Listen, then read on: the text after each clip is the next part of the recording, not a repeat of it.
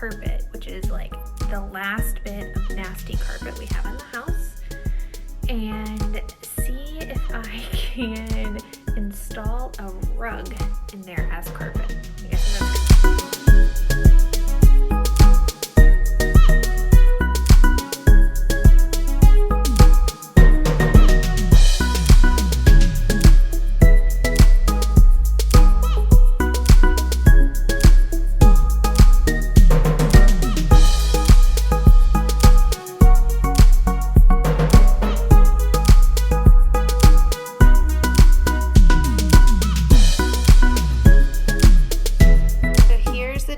where I used a pair of scissors and poked the rug underneath the trim, and then there's the difference of it sitting on top. So all I'm doing right here is just poking it down so it sits underneath the trim.